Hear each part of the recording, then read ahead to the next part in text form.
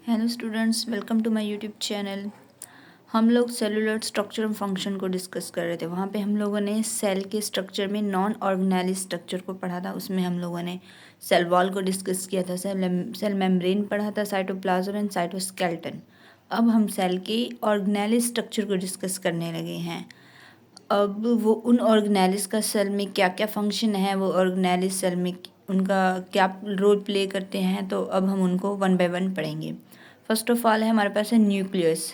Nucleus called brain of cell, इसे cell का brain भी कहा जाता है। ये सेल की तमाम एक्टिविटीज़ को कंट्रोल करते हैं। किस ऑर्गेनाइज ने क्या फंक्शन प्ले करना है, क्या नहीं प्ले करना, वो न्यूक्लियस के अंडर कंट्रोल होता है।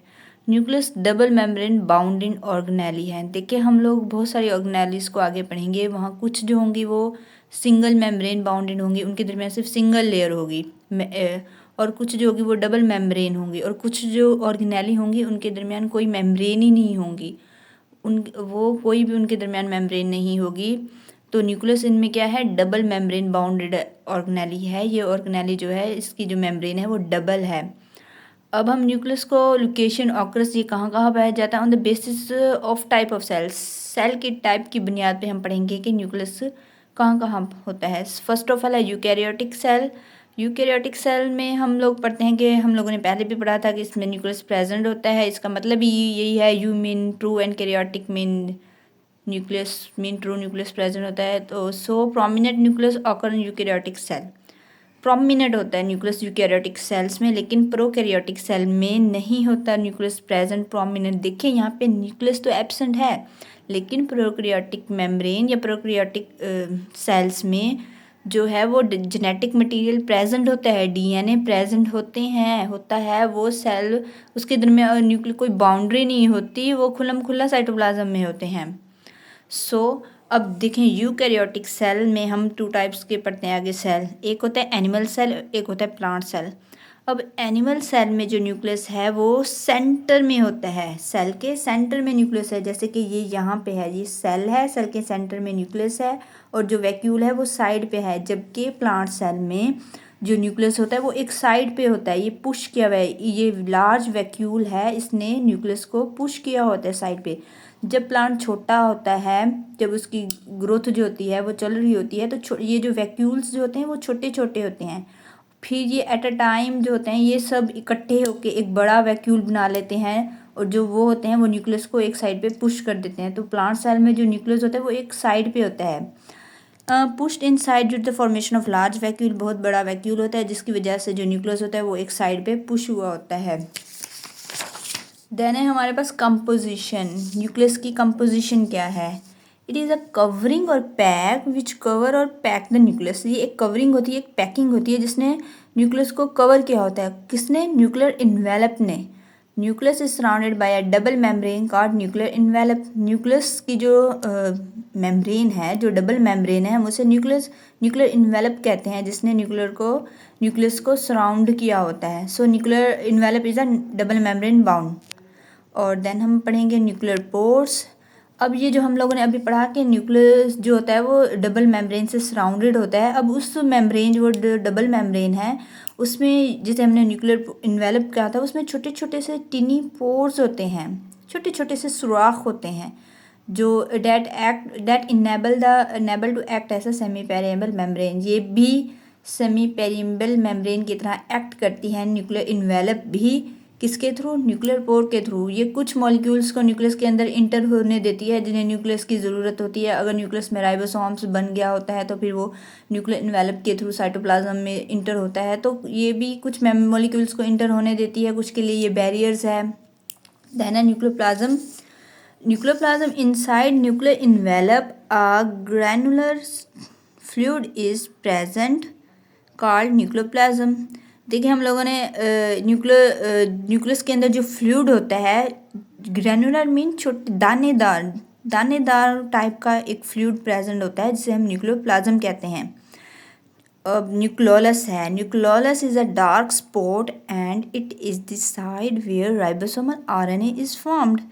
न्यूक्लियस के अंदर एक डार्क स्पॉट होता है। ये वो साइड है, वो जगह है जहाँ पे राइबोसोमल आरएनए बनता है, और ये तमाम राइबोसोमल आरएनए इकट्ठे एक राइबोसोम्स की फॉर्म में होते हैं।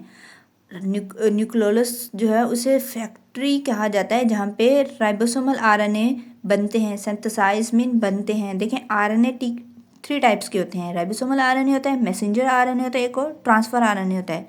न्यूक्लियोलस में राइबोसोमल आरएनए बनता है, mean nucleolus is a factory of ribosomal RNA. ठीक है, ये हमारी थी कंपोजिशन।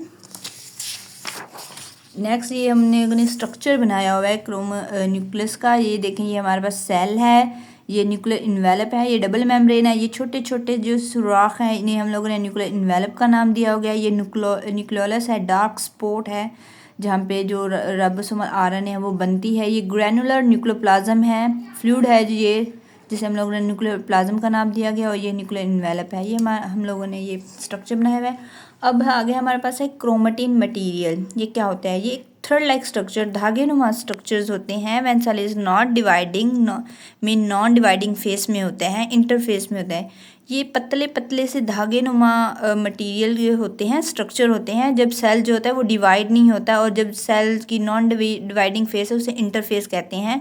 इंटरफेस में ये जो मटीरियल्स क्रोमेटिन मटीरियल जो कि थ्रेड लाइक स्ट्रक्चर होते हैं ये हमें दिखते हैं।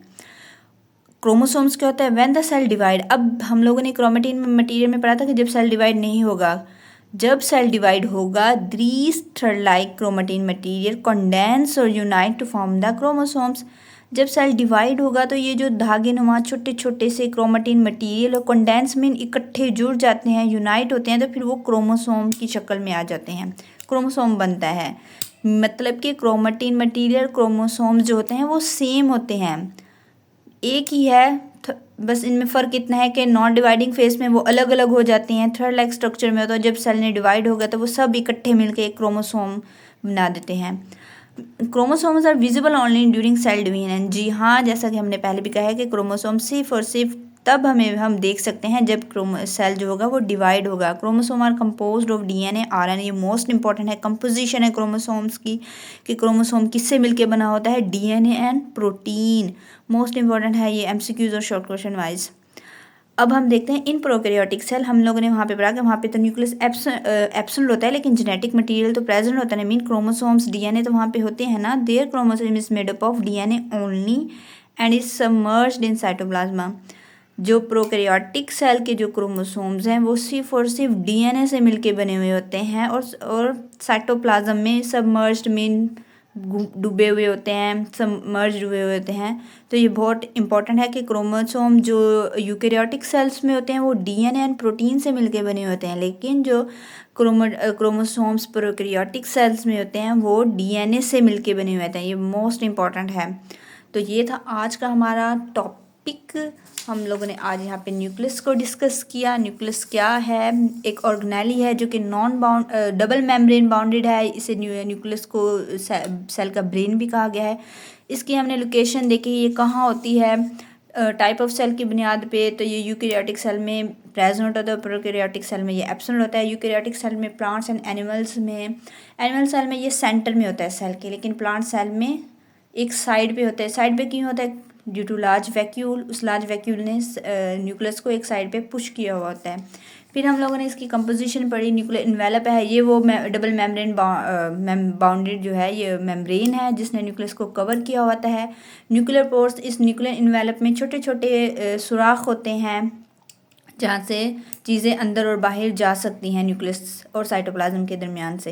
न्यूक्लियर प्लाज्म फ्लूइड है, ग्रैनुलर फ्लूइड है, दानेदार जो है ये न्यूक्लियस में प्रेजेंट होता है जिसे न्यूक्लियर प्लाज्म कहा गया है। न्यूक्लियोलस एक डार्क साइड है जहाँ पे राइबोसोमल आरएनए बनता है। अब आपसे कोई भी पूछ सकता है कि राइबोसोमल आरएनए कहाँ बनता है, तो हम आसानी से बताएंगे कि न्यूक्लियस का पार्ट है न्यूक्लियोलस, वहाँ पे राइबोसोमल आरएनए बनता है। ठीक है, और उसके बाद हम लोगों ने ये स्ट्रक्चर देखा। स्ट्रक्चर के बाद हम लोगों ने क्रोमेटिन मटेरियल को देखा। थ्रेड लाइक स्ट्रक्चर होती है जब सेल नॉन डिवाइडिंग फेस में होता है, इंटरफेस में होता है, तो ये जो क्रोमोसोम्स होते हैं वो एक अलग अलग होके एक थ्रेड लाइक स्ट्रक्चर बनाते हैं। क्रोमोसोम जब सेल ने डिवाइड होता है तो यही thread like chromatin material condense होके क्रोमोसोम बनाते हैं। क्रोमोसोम सिर्फ और सिर्फ सेल डिवीजन के दरमियान विजिबल होता है, और क्रोमोसोम जो है वो डीएनए और प्रोटीन से मिलके बना हुआ होता है, और जो प्रोकैरियोटिक सेल का क्रोमोसोम्स हैं वो ओनली डीएनए से बना हुआ होता है। तो ये था आज का हमारा टॉपिक। आई होप कि न्यूक्लियस आप लोगों को बहुत अच्छी तरीके से समझ आ गया होगा। Thank you.